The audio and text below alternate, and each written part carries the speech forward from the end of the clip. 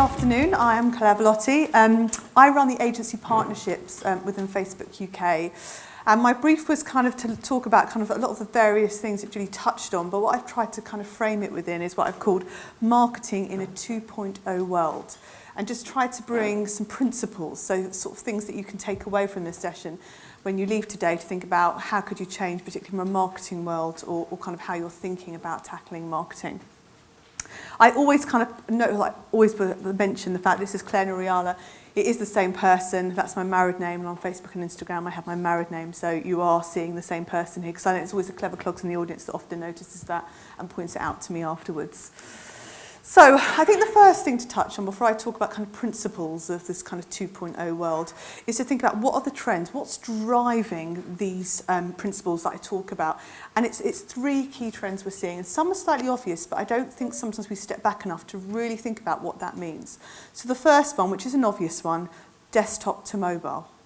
But what isn't so obvious, and one thing we take for granted, is the speed that's happening at. The analogy I use, or the facts I use, is that it took TV 67 years to get to an audience of 1 billion. It's taken the mobile phone, smartphone, 5 years. And you've just got to think about what does that mean and the speed and the impact that's having on consumer behaviour. And I think that's the piece that a lot of the time when I work with kind of marketers and agencies, we sometimes forget that, thinking about the impact that's making and how fast we have to move as a result of that. The other one, and I don't think I was old, but I'm obviously ageing because I was in digital media before Google was even around. And I remember, the demand for having kind of a search tool to help people find content on the World Wide Web.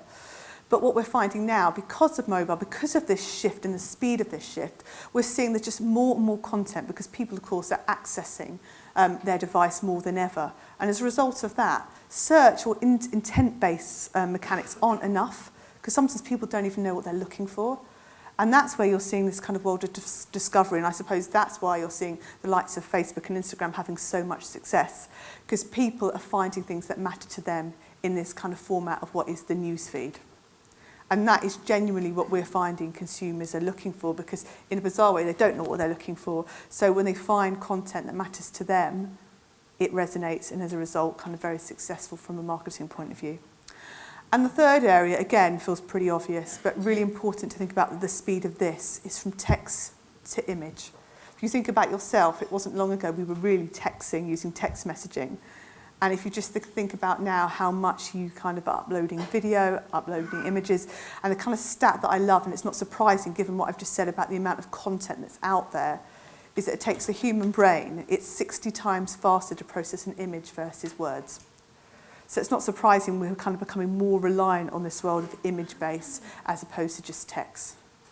So it's really important to just think about the context, because this is the context I've set for kind of when I'm going to talk about these trends. I thought it's worthwhile to say kind of why am I talking about this, and I suppose because Facebook has had what we kind of say is the ringside seat. Actually, I often say sometimes we nearly missed it. I mean, 3 years ago we didn't have a mobile business. And if I look at us now, so you can just see here some stats, or I hope everyone can see, 26 million people access Facebook on their mobile every day.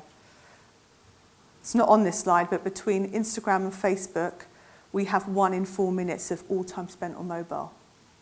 Just phenomenal. And I suppose the reason why I'm putting these stats up here is to say kind of, I'm seeing these trends, we're seeing them happen on our platform, hence we know this stuff. This isn't me saying the theory, this is the reality of what we're witnessing happening. And then the other astounding stat, clearly we know people access their phone a lot, but people, those 26 million people accessing every day are accessing on average at least 14 times a day. I'm completely biased, I work at Facebook, so it's probably 100 times a day, but the average person is 14. And that for me is phenomenal in itself, just thinking about that scale. So what does it ultimately mean in a kind of, from a content point of view, is that everything is competing with everything, and there's just this plethora of content out there, hence the point about discoverability and the importance of that. And what it also means is that this is just a basic fact, but a pretty important one. We know the ability to consume content hasn't necessarily gone up. We're still the same human beings we were before, but there is just more content. But what this is ultimately leading to, and I've been talking about this for probably quite a while, that consumers have more control than ever before. And I think it's just becoming more and more true. I used to say this a few years ago, and I think about like what's happened since then. just think about, and I know Julie touched on ad blockers and areas like that. You know, consumers are wanting more and more of that control. Whether it's right or not is another story. But the fact is, consumers expect to have the choice and be in control. So when you're thinking about this world, this marketing world, what I kind of call of 2.0, you've got to think about a principle of people-based marketing, because that's the world we're in. It's no longer about, I suppose, the old world where you had a message to tell a lot of people and you just put that message up. You've got to think about the people you're talking to in such a different way. And I kind of caveat every time I say this is, again, it sounds obvious, but we're still not doing this enough. And I often talk about, I feel like this is this thing, this stuff happening around us. And yet I do think sometimes we're in denial and still using a lot of the old ways for the new world we're in.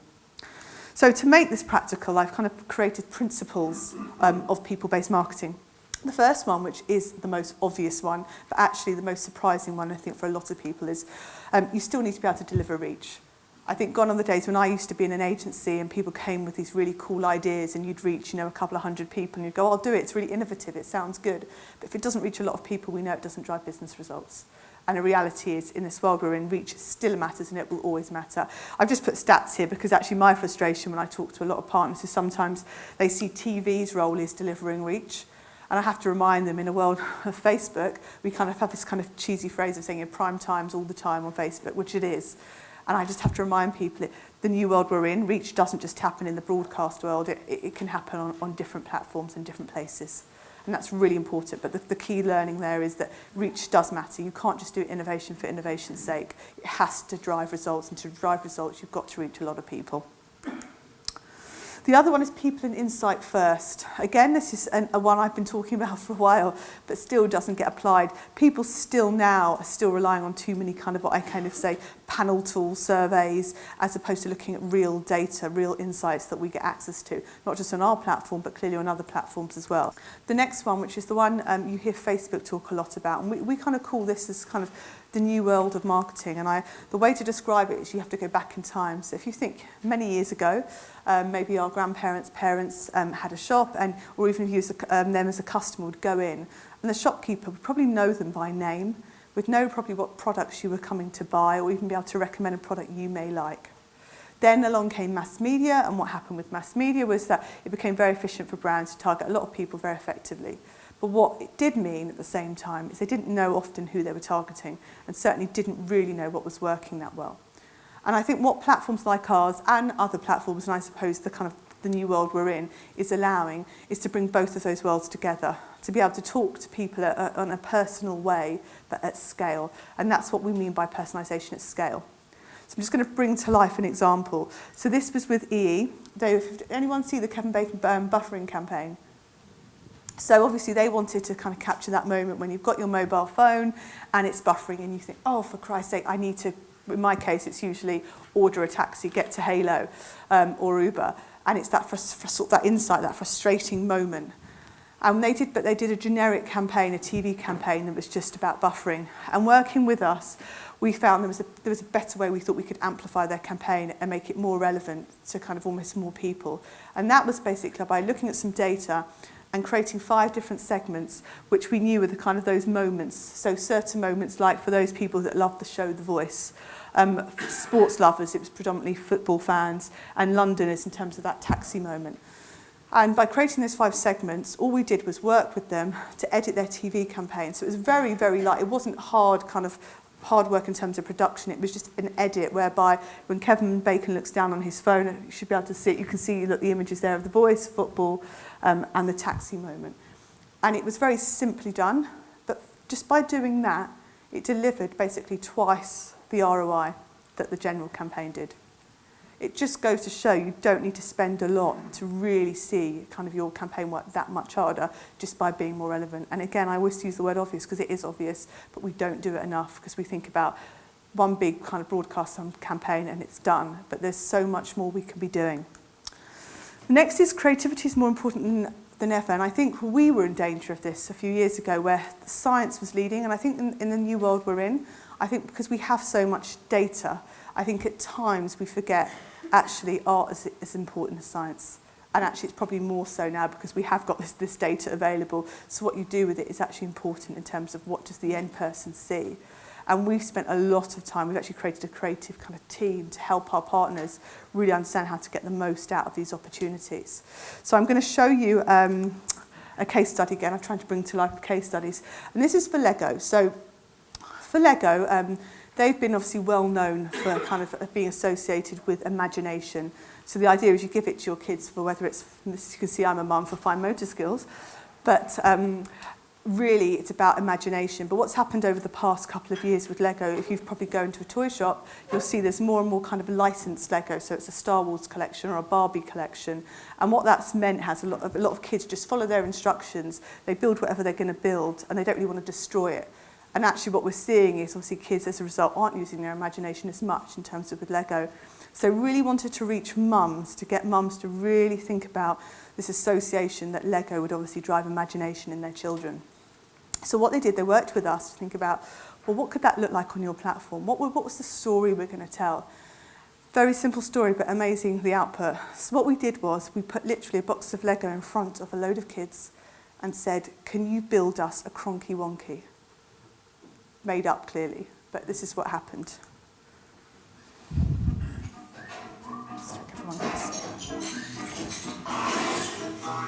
These are my aliens. This one's Nora, this one is Norm. Crow is their pet. You know, he finds some things like carrots or bones. Because he's half bunny and a bone because he's half dog.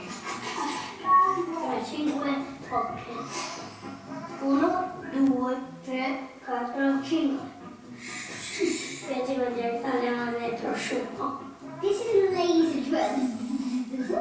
In here, that would be where they stored all the laser beam ingredients. Deze is best gevonden met deze. Hij kan ook een soort bliksemschichten afvuren via deze. All the gases are in there. Zodat ze een beetje bewust So they sent it down to the middle of the earth and they discovered a few dinosaurs and some seawater. This is my cranky wonky. This is my cranky wonky. This is my cranky wonky.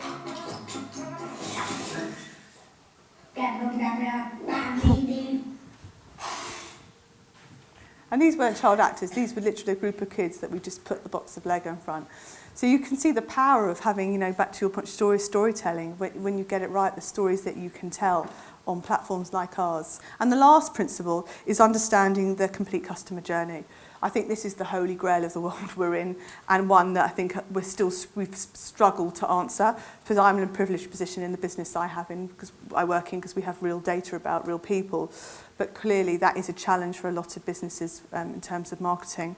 So I just thought it was worth pointing out the obvious, but as you can see I use the word obvious a lot in this presentation, because it is, but again we forget that path to purchase has really changed. It's no longer kind of this linear process. We know people could start on a mobile, then potentially go in store, then go onto their desktop to buy the product. We know that's becoming more and more complex and more difficult for people to track.